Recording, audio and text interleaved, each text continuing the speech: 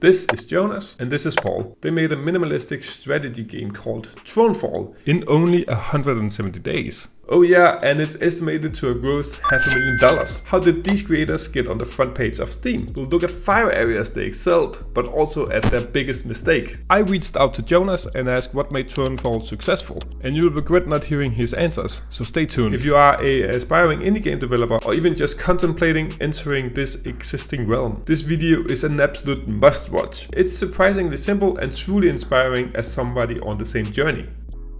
They prototyped and invested time in the exploration of their core ideas to uncover the game's enjoyment factor early on and to establish a robust core gameplay loop. It's worth noting that the game's origins were rooted in a card game concept, and they even went as far as creating a physical prototype. Their game is simple enough that 2 people can create it within a time span of 6 to 12 months, meaning that they can stay motivated and keep the momentum throughout the development. It's a niche game that focuses on a core few ideas. Because it's simple and has a core few elements, they can hone in on those and really polish the experience. Jonas mentioned this as one of the reasons it was successful, stating, "Turns out people actually like minimalistic or simple games. A lot of developers feel like they need to go large to get a chance for large player numbers. But I really think the opposite is the case. You gotta go as small as possible while still delivering the experience. Quality over quantity really seems to matter." All of this adds up to just a really fun game to play. Of course, being an experienced team also helped and probably made this process a lot smoother. The art style fits with the game both in mood,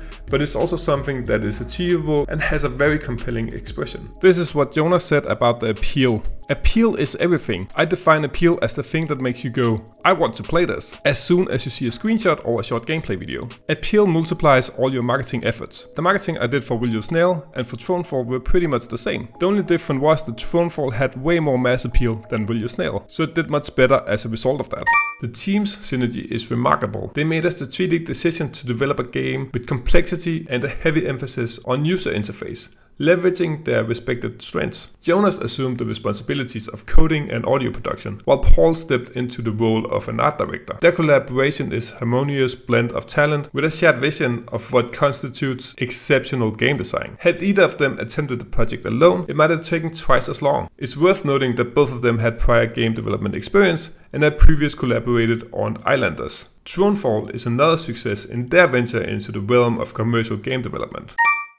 They successfully captured widespread attention for their game. Despite lacking a publisher, they faced the challenge head-on by heavily relying on their own social media presence. Notably, Jonas have a YouTube channel boasting nearly 180,000 subscribers, which played a pivotal role in their marketing strategy. He diligently produced devlogs as they progressed with the game, with each video amazing over 50,000 views. His substantial online presence gathered support. Jonas spent 5 years just cultivating his channel. It's a testament to the dedication it requires, a point I can personally attest to. By the way, this leads us to the question, have you subscribed yet?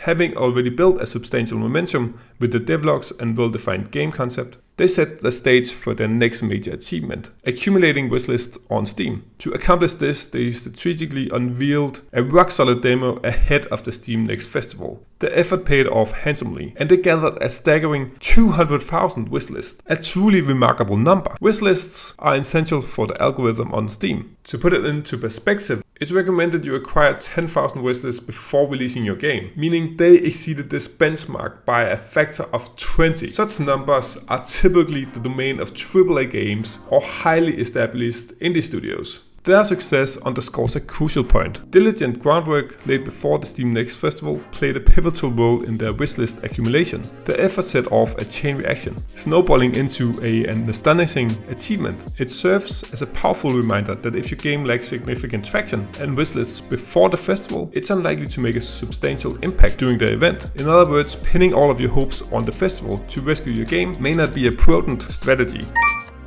When you visit the game's Steam page, you'll immediately notice a presentation that is clean, concise, and incredibly user-friendly. That trailer and screenshots provide a crystal clear understanding of the game, leaving no room for ambiguity. As a consumer, you can rest assured that you're getting precisely what's showcased. It really fosters trust and delivers a thoroughly professional presentation.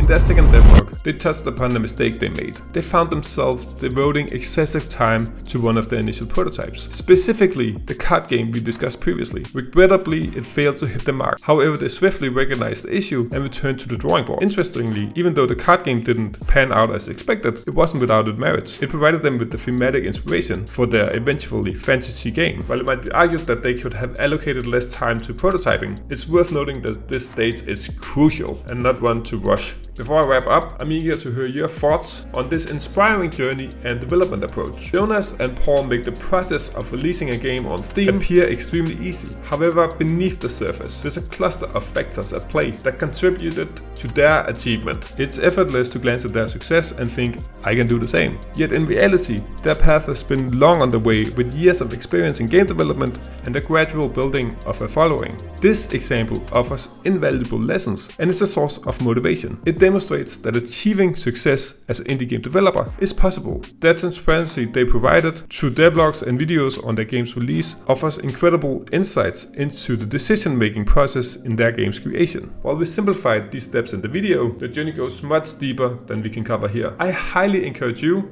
to explore their devlogs if you haven't. As I continue my path with my own indie studio, I'll be sharing devlogs and creating videos on various subjects relating to game development. In fact, I recently published a video explaining why I left my job in AAA games to pursue my passion, and you should check it out. Bye!